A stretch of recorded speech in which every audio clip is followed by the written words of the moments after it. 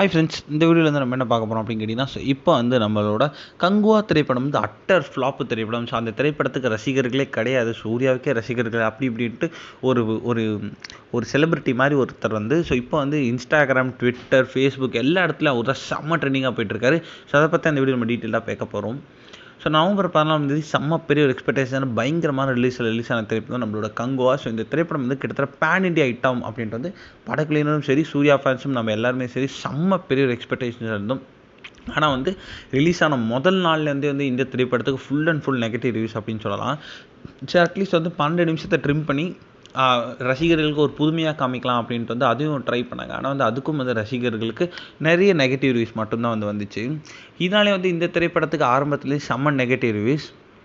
இப்போ வந்து நம்மளோட கங்குவா திரைப்படத்தை ரசிகர்கள் மட்டும் இல்லாமல் நிறைய பேர் இப்போ வந்து கலாய்க்க ஆரம்பிச்சிட்டாங்க.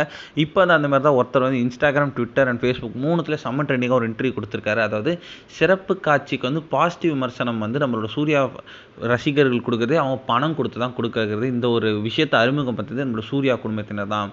அதாவது ஸோ எஃப்டிஎஃப்எஸ்க்கு வந்து சூர்யா ஒரு குடும்பத்தினரே வந்து ஒரு செட் ஆஃப் பீப்புள்ஸ் வந்து காசு கொடுத்து இந்த மாதிரி வந்து படத்தை பாருங்கள், நல்லா இருக்குன்னு சொல்லுங்கள் அப்படின்ட்டு வந்து பண்ணுவாங்க அப்படின்றது இவர் வந்து ரொம்ப ரொம்ப தைரியமாகவே பேசியிருக்காரு.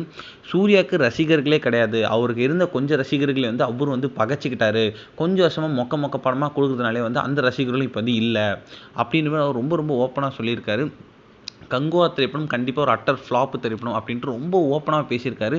இந்த ஒரு விஷயம் வந்து சூர்யா ஃபேன்ஸ் மத்தியில் செம்ம ஒரு கோவத்தில் இருக்காங்க அப்படின்னு சொல்லலாம். ஸோ அவரை வந்து எல்லா இடத்துலையும் வந்து கமெண்ட்டில் செம்மையாக திட்டிகிட்டு இருக்காங்க.